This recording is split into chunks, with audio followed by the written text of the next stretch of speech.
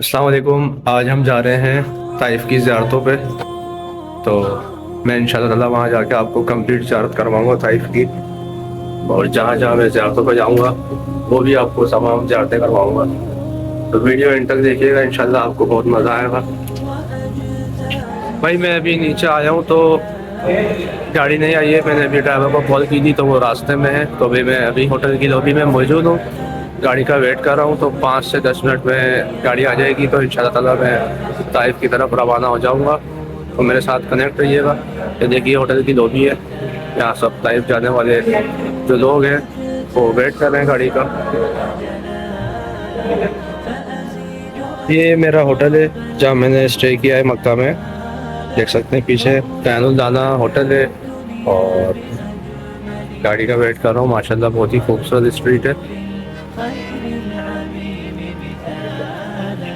وأراقب الرحمن جل جلاله وتقدست أسماؤه وتعالى وأكون للوطن الحبيب مشيدا أنمى إليه وأستفيض جلاله وأراقب الرحمن جل جلاله وتقدست ہاں بس میں بیٹھ چکا ہوں، بس آ چکی ہے، اور ماشاءاللہ بہت ہی پیاری بس ہے۔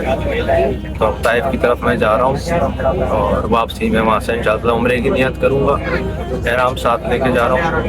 تو وہاں سے طائف سے جو طائف کی زیارتوں پہ جاتا ہے، طائف جاتا ہے تو اس پہ جب واپسی میں عمرہ واجب ہو جاتا ہے، تو جو بھی طائف جانا چاہے تو وہ عمرے کی ادائیگی اس پہ لازم ہے، اور اگر وہ عمرہ کرنا نہیں چاہتا تو وہ طائف نہ جائے۔ انشاءاللہ میں طائف پہنچ کے آپ کو زیارت کرواؤں گا انشاءاللہ۔ آج میں آپ کو اپنے ایک بہت خوبصورت اور یادگار سفر کے بارے میں بتانے جا رہا ہوں۔ یہ سفر تھا مکہ مکرمہ سے طائف کی طرف۔ ہم صبح مکہ سے طائف کی زیارت کے لیے روانہ ہوئے۔ جیسے ہی شہر سے باہر نکلے تو راستے میں بلند پہاڑ اور خوبصورت وادیاں نظر آنے لگیں۔ طائف کا راستہ واقعی بہت دلکش ہے۔ گھومتی ہوئی سڑکیں اور ٹھنڈی ہوائیں سفر کو بہت ہی خوشگوار بنا دیتی ہیں۔ طائف وہ جگہ ہے جہاں حضور اکرم صلی اللہ تعالی علیہ وسلم اسلام کی دعوت دینے کے لیے تشریف لائے تھے۔ یہاں کی تاریخ اور واقعات دل کو بہت متاثر کرتے ہیں۔ جب انسان ان جگہوں کو دیکھتا ہے تو دل میں عجیب سی کیفیت پیدا ہوتی ہے۔ ہم نے طائف میں مختلف مقامات کی زیارت کی اور دعا کی کہ اللہ ہمیں بھی دین پر قائم رکھے اور بار بار ان بابرکت جگہوں کو دیکھنے کی توفیق عطا فرمائے۔ یہ سفر میرے لیے صرف ایک ٹرپ ہی نہیں تھا، بلکہ ایک روحانی تجربہ تھا جسے میں شاید کبھی زندگی میں بھول نہیں سکوں گا۔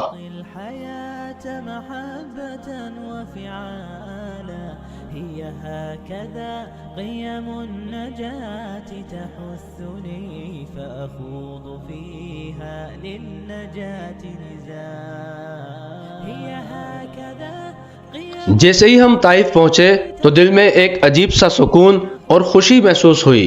چاروں طرف بلند پہاڑ، ٹھنڈی ہوائیں اور خوبصورت منظر دیکھ کر ایسا لگ رہا تھا جیسے انسان کسی اور ہی دنیا میں آ گیا ہو۔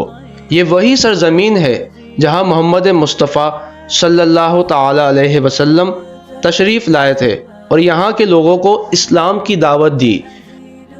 جب انسان اس جگہ کو اپنی آنکھوں سے دیکھتا ہے تو دل میں حضور کی وہ قربانیاں اور صبر یاد آ جاتا ہے۔ طائف کی فضا بہت پرسکون ہے۔ یہاں کی ٹھنڈی ہوا اور پہاڑوں کے درمیان کھڑے ہو کر دل خود بخود دعا کرنے لگتا ہے، یا اللہ ہمیں بھی دین پر ثابت قدم رکھ اور ہمیں بار بار ان بابرکت جگہوں کی زیارت نصیب فرما۔ سچ بتاؤں تو طائف پہنچ کر ایسا لگا جیسے دل کو ایک خاص روحانی سکون مل گیا ہو۔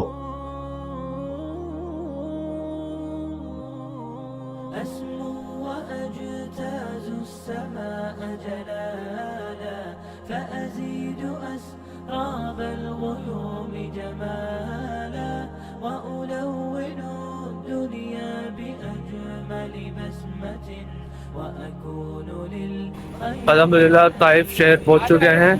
اب میں جا رہا ہوں مسجد عبداللہ ابن عباس کی جانب اور ان کے مقبرے یعنی ان کے مزار شریف پر. تو وہاں پہ نوافل ادا کروں گا اور آپ سب کو زیارت بھی کرواؤں گا انشاءاللہ تعالیٰ. تو کنیکٹ رہیے گا انشاءاللہ تعالیٰ, بہت مزہ آئے گا. بہت ہی خوبصورت شہر ہے اور اس جگہ پہ بھی جاؤں گا ابھی میں جہاں حضور اکرم صلی اللہ علیہ وسلم طائف کے سرداروں کے ساتھ بیٹھے تھے اور وہاں پیارے آقا کو نعوذ باللہ استغفر اللہ پتھر مارے تھے, آپ کو زخمی کیا تھا.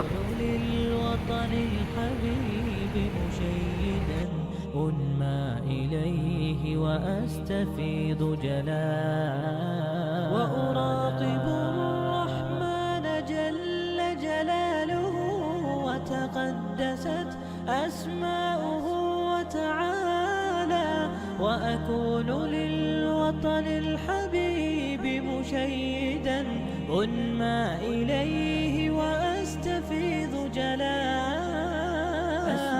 وأجتاز السماء جلالا فأزيد أسراب الغيوم. طائف پہنچنے کے بعد سب سے پہلے میں مسجد عبداللہ ابن عباس گیا.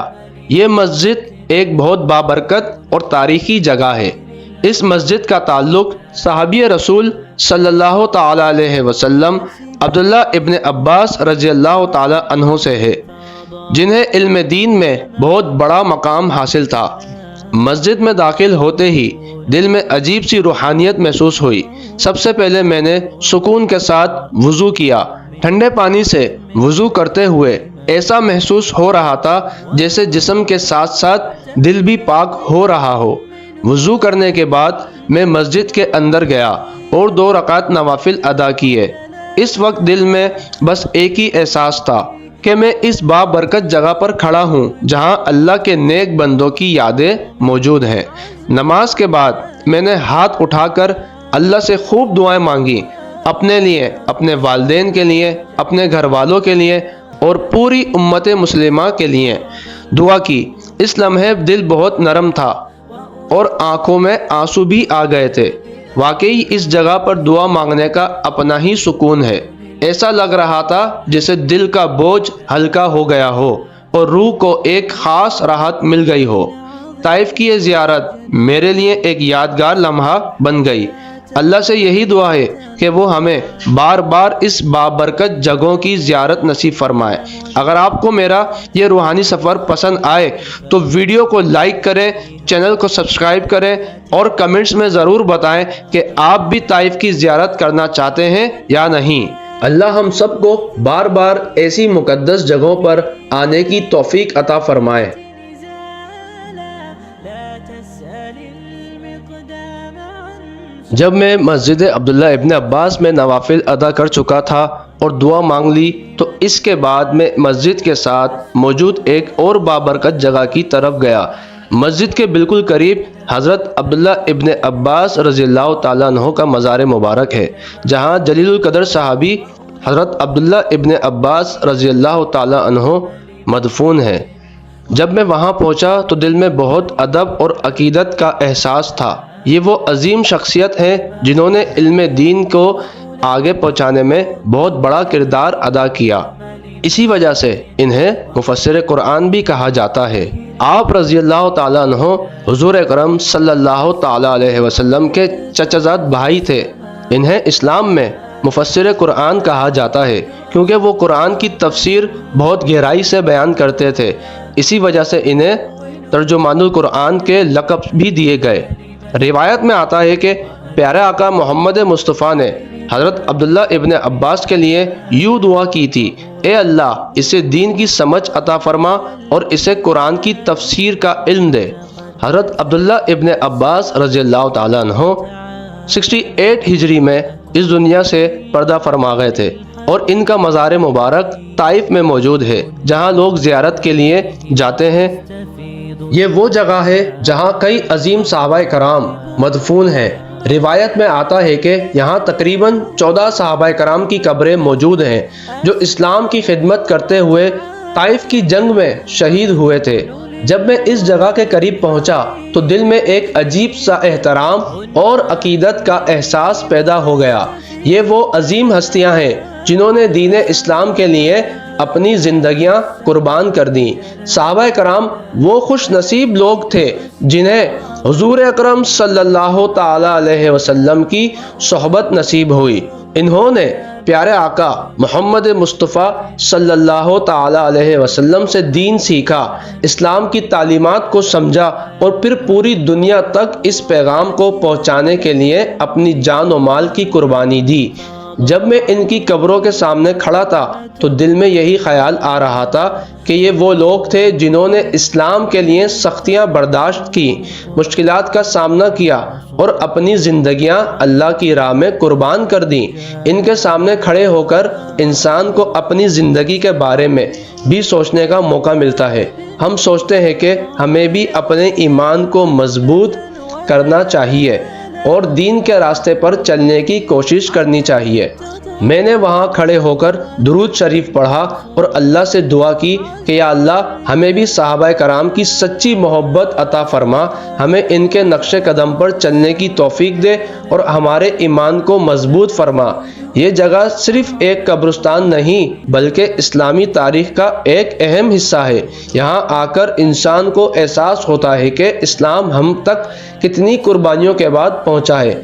ان عظیم لوگوں کی زندگیاں ہمیں صبر، ایمان، قربانی اور اخلاص کا درس دیتی ہیں۔ یہی وجہ ہے کہ جب بھی کوئی مسلمان ان بابرکت مقامات کی زیارت کرتا ہے تو اس کے دل میں دین کے لیے محبت اور احترام بھی بڑھ جاتا ہے۔ طائف کی زیارت کے دوران ایک ایسا مقام بھی آیا جس نے میرے دل کو بہت زیادہ متاثر کیا۔ مسجد اور صحابہ کرام کے مزارات کی زیارت کے بعد میں اس جگہ کی طرف گیا جہاں اسلامی تاریخ کا ایک بہت اہم واقعہ پیش آیا تھا۔ یہ وہ مقام ہے جہاں میرے پیارے آقا محمد مصطفیٰ صلی اللہ تعالی علیہ وسلم تشریف لائے تھے اور طائف کے سرداروں کے سامنے بیٹھ کر انہیں اسلام کی دعوت دی تھی۔ جب میں اس جگہ پر پہنچا تو دل میں عجیب سی کیفیت تھی۔ انسان سوچتا ہے کہ یہ وہی مبارک زمین ہے جہاں ہمارے حضور نے لوگوں کو اللہ کا پیغام سنایا تھا۔ تاریخ میں آتا ہے کہ جب مکہ میں اسلام کی ابتدائی دنوں میں بہت مشکلات بڑھ گئی تھیں تو حضور اکرم صلی اللہ تعالی علیہ وسلم طائف تشریف لائے تاکہ یہاں کے لوگوں کو اسلام کی دعوت دیں۔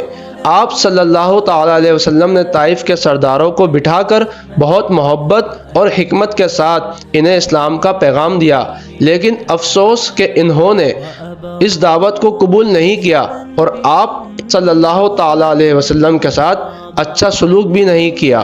یہ واقعہ اسلامی تاریخ کے بہت دردناک واقعات میں سے ایک سمجھا جاتا ہے، لیکن اس کے باوجود ہمارے نبی صلی اللہ تعالی علیہ وسلم نے صبر، برداشت اور اخلاق کا ایسا نمونہ پیش کیا جس کی مثال پوری تاریخ میں نہیں ملتی۔ سعودی گورنمنٹ نے اس جگہ کو اسی طرح محفوظ رکھا ہوا ہے تاکہ آنے والے لوگ اس تاریخی مقام کو دیکھ سکیں اور اس واقعے کو یاد کر سکیں۔ جب میں اس جگہ پر کھڑا تھا تو دل میں بار بار یہی خیال آ رہا تھا کہ یہی وہ زمین ہے جہاں ہمارے نبی صلی اللہ تعالی علیہ وسلم نے اللہ کا پیغام پہنچانے کے لیے اتنی بڑی قربانی دی۔ اس جگہ کی مٹی بھی انسان کو ایک خاص روحانی احساس دیتی ہے۔ دل خود بخود درود شریف پڑھنے لگتا ہے اور آنکھوں کے سامنے وہ تاریخی لمحہ آ جاتا ہے جب حضور اکرم صلی اللہ تعالی علیہ وسلم یہاں بیٹھ کر طائف کے سرداروں کو اسلام کی دعوت دے رہے تھے۔ میں نے وہاں کھڑے ہو کر درود شریف پڑھا اور اللہ سے دعا کی کہ یا اللہ ہمیں بھی اپنے نبی صلی اللہ تعالی علیہ وسلم کی سچی محبت عطا فرما اور ہمیں ان کی سنت پر چلنے کی توفیق دے۔ یہ جگہ صرف ایک تاریخی مقام نہیں بلکہ یہاں ایمان کو تازہ کرنے والی ایک یادگار ہے۔ یہاں آ کر انسان کو احساس ہوتا ہے کہ اسلام ہم تک کتنی محنت، صبر اور قربانی کے بعد پہنچا ہے۔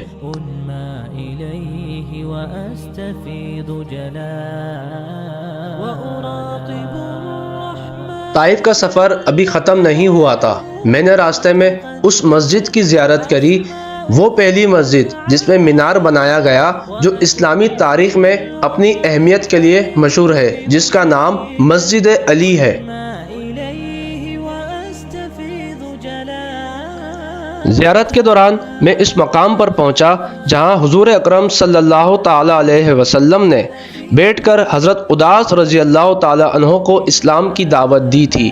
یہ وہی جگہ ہے جہاں حضرت اداس رضی اللہ تعالیٰ عنہ کے باغ میں حضور اکرم صلی اللہ تعالی علیہ وسلم نے بیٹھ کر انہیں دین کی تعلیم دی۔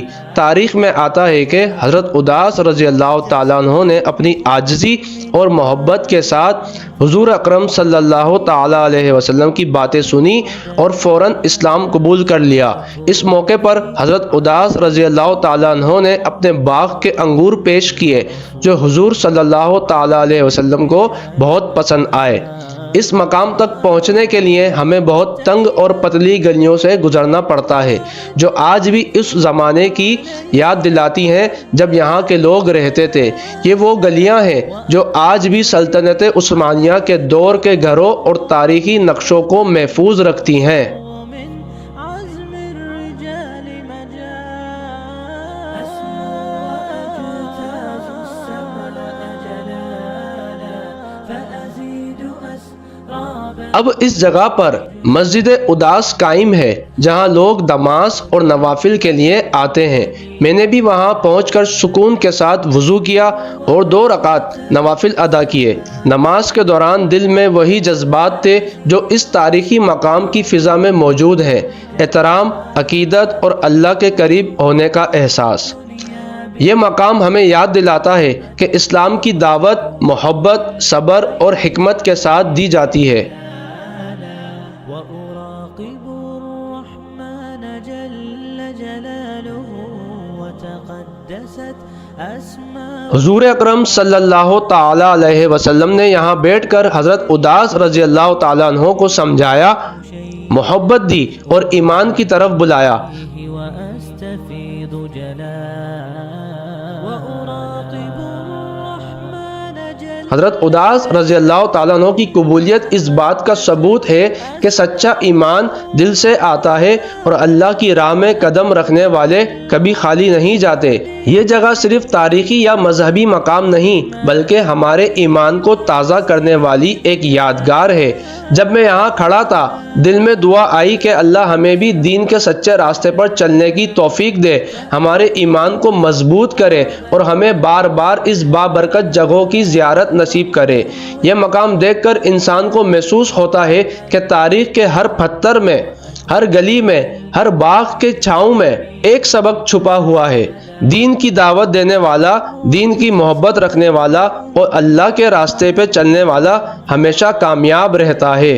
محبة ودلالا وأكون في عمل التطوع قدوة وأصوغ من عزم الرجال مجال وأبر محتسبا بأم وأب فاض علي محبة ودلالا وأكون في عمل التطوع قدوة وأصوغ من عزم الرجال مجال أسمو وأجتاز السماء جلالا فأزيد أسراب الغيوم جمل بسمة وأكون للخير العميم مثالا أسمو وأجتاز السماء جلالا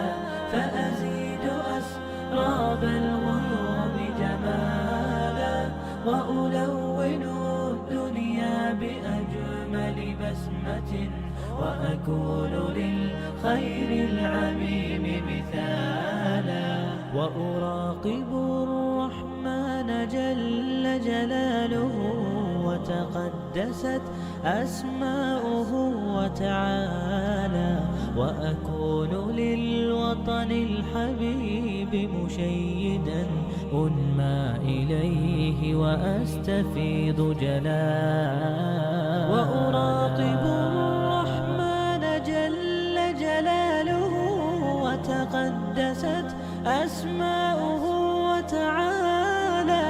وأكون للوطن الحبيب مشيدا أنمى إليه وأستفيض جلالا وأجتاز السماء جلالا فأزيد أسراب الغيوم جمالا وألون الدنيا بأجمل بسمة وأكون للخير العميم مثالا وأبر محتسبا بأم وأب فاض علي محبة ودلالا وأكون في عمل التطوع قدوة وأصوغ من عزم الرجال مجال وأبر محتسبا بأم وأب السلام علیکم. میں ابھی مسجد رسول صلی اللہ تعالیٰ علیہ وسلم کے پاس جا رہا ہوں اور وہاں پر جو قدیمی گھر موجود ہیں جب پیارے آقا محمد مصطفیٰ صلی اللہ تعالیٰ علیہ وسلم طائف تشریف لائے تو اس دور کے گھر ابھی بھی موجود ہیں اور ایک پتھر کی بھی زیارت کرواؤں گا جہاں پیارے آقا پہاڑ پہ بیٹھے تھے. تو اس پتھر کی زیارت جو وہاں کے لوگوں نے آپ صلی اللہ علیہ وسلم پر پھینکنے کی کوشش کی تھی تو پتھر وہیں رک گیا تھا اور پیارے آقا نے دعا فرمائی کہ یہاں سے مجھے ان پہاڑوں سے مجھے اسلام کی خوشبو آ رہی ہے. تو میرے ساتھ کنیکٹ رہیے گا. میں آپ لوگوں کو مسجد کی، پہاڑ کی، پتھر کی اور وہاں کے قدیمی گھر کی بھی زیارت کرواؤں گا. یہ وہ جگہ ہے جہاں پیارے آقا محمد مصطفیٰ صلی اللہ تعالیٰ علیہ وسلم نے اپنی زندگی میں پہلی بار مسجد بنائی اور یہاں نماز ادا کی. آج یہ مسجد بند ہے اور حکومت نے اسے محفوظ رکھنے کے لیے گرل لگا کر بند کر دیا ہے تاکہ آنے والے لوگ اس تاریخی مقام کو محفوظ اور بابرکت انداز میں زیارت کر سکیں. میں نے مسجد کے اندر داخل ہو کر 2 رکعت نوافل ادا کیے اور دل کی گہرائی سے دعا کی. اس مقام پر نماز پڑھتے ہوئے دل میں ایک عجیب سی کیفیت تھی، احترام، عقیدت اور اللہ کے قریب ہونے کا احساس. تاریخ میں آتا ہے کہ حضور اکرم صلی اللہ تعالیٰ علیہ وسلم نے یہاں نماز ادا کی، لیکن طائف کے سرداروں کی ظلم و ستم کی وجہ سے آپ صلی اللہ تعالیٰ علیہ وسلم زخمی بھی ہوئے.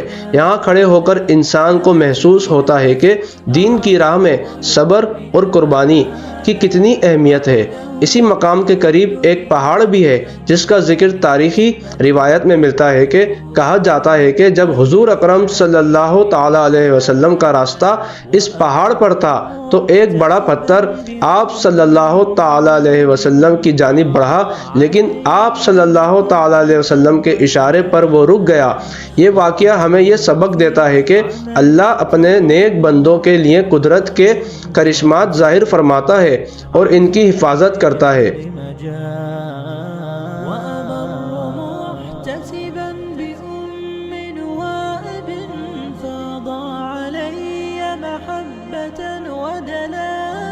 یہ وہ پہاڑ ہے جب پیارے آقا محمد مصطفیٰ صلی اللہ تعالیٰ علیہ وسلم طائف تشریف لائے تھے تو یہاں تشریف فرما ہوئے تھے اور طائف کے لوگوں نے اس پہاڑ کے اوپر سے اس پتھر کو پھینکنے کی کوشش کی تھی. یہ میں زوم کر کے دکھاتا ہوں. یہ دیکھیے یہ وہ پہاڑ ہے اور اس کے اوپر یہ پتھر، یہ صرف 2 پتھروں پر ٹکا ہوا ہے. یہ میرے پیارے آقا کا معجزہ ہے. کیا شان ہے میرے پیارے آقا کی. آپ میں میرا تن من جان قربان یا رسول اللہ. یہ آپ دیکھ سکتے ہیں کس طرح ایک انگلی سے اس پتھر کو روک دیا. پیارے آقا نے فرمایا اگر تو اللہ کے اشارے سے آ رہا ہے، اللہ کے حکم سے آ رہا ہے تو نیچے آ جا، اگر کفار کے اشاروں پر آ رہا ہے تو وہیں رک جا. تو یہ پتھر وہیں رک گیا.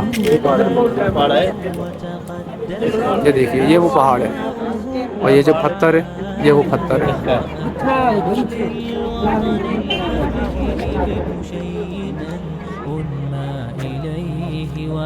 اس پہاڑی کے اوپر سے آپ کو پورا طائف شہر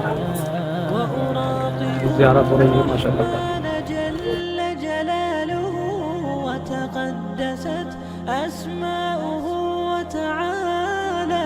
وأكون للوطن الحبيب مدون پہاڑ جہاں فرشتوں نے پیارے آقا سے ارشاد فرمایا کہ اگر آپ حکم دیں تو اس بستی کو اس پہاڑ کے ذریعے تباہ اور برباد کر دیں. تو پیارے آقا نے فرمایا کہ مجھے اس بستی سے، ان پہاڑوں سے اسلام کی خوشبو آتی ہے. اور یہ وہ گھر ہیں جب پیارے آقا محمد مصطفیٰ صلی اللہ تعالیٰ علیہ وسلم جب طائف تشریف لائے تھے تو اس دور کے گھر ہیں جب کفار ان گھروں میں رہا کرتے تھے. یہ اس دور کے گھر ابھی تک موجود ہیں. علي محبة ودلالا وأكون في عمل التطوع قدوة وأصوغ من عزم الرجال مجال وأبر محتسبا بأم وأب فاض علي محبة ودلالا وأكون في عمل التطوع قدوة وأصوغ من عزم طائف کی زیارت کے بعد میں اس مقام پر پہنچا جہاں سے احرام باندھا جاتا ہے. یہ وہ جگہ ہے جو کرن المنازل کے نام سے مشہور ہے اور طائف سے مکہ جانے والے زائرین کے لیے میقات کا مقام ہے. جب میں یہاں پہنچا تو دل میں ایک عجیب سا سکون اور روحانی خوشی کا احساس تھا. یہ وہی جگہ ہے جہاں سے لاکھوں مسلمان ہر سال عمرہ اور حج کے لیے احرام باندھتے ہیں. یہاں کھڑے ہو کر انسان کو احساس ہوتا ہے کہ ایک مقدس سفر شروع ہونے والا ہے اور دل میں اللہ کی قدرت کے لیے جذبہ پیدا ہوتا ہے. میں نے یہاں سے دل سے وضو کیا اور پھر احرام باندھ کر عمرے کی نیت کی اور اس لمحے میں دل میں یہی دعا تھی کہ اللہ قبول فرمائے اور مجھے اس بابرکت سفر میں آسانیاں نصیب فرمائے. وتقدست أسماؤه وتعالى وأكون الحمدللہ میں طائف شہر سے میقات کی جانب آ چکا ہوں اور بہت ہی خوبصورت مسجد ہے اور میں یہاں سے احرام باندھوں گا، عمرے کی نیت کروں گا انشاءاللہ اور یہاں سے واپسی میں مکہ شریف روانگی ہوگی اور عمرہ ادا کروں گا انشاءاللہ تعالی. اس مسجد کی بھی زیارت کروا دوں گا میں آپ کو انشاءاللہ. مشيدا أنمى إليه وأستفيض جلالا وأجتاز السماء جلالا فأزيد أسراب الغيوم جمالا وألون الدنيا بأجمل بسمة وأكون للخير العميم مثالا وأبر محتسبا بأم وأب فاض علي محبة ودلالا وأكون في عمل التطوع قدوة وأصوغ من عزم الرجال مجال وأبر محتسبا بأم وأب فاض علي محبة ودلالا وأكون في عمل التطوع قدوة وأصوغ من عزم الرجال مجال وأجتاز السماء جلالا الحمدللہ احرام باندھ لیا ہے میں نے میقات سے اور اب میں مکہ کی جانب رواں دوا ہوں، عمرے کی ادائیگی کے لیے جا رہا ہوں. آپ لوگوں کو سب کو میں خصوصی دعاؤں میں یاد رکھوں گا. آپ مجھے بھی اپنی دعاؤں میں یاد رکھیے گا کہ اللہ تعالیٰ میرا عمرہ اپنی بارگاہ میں قبول فرمائے اور اللہ پاک آپ سب کو اس در کی حاضری نصیب فرمائے، عمرے کی حج کی سعادت نصیب فرمائے. آمین آمین آمین یا رب العالمین. آپ سب اپنا خیال رکھیے گا. السلام علیکم ورحمۃ اللہ وبرکاتہ.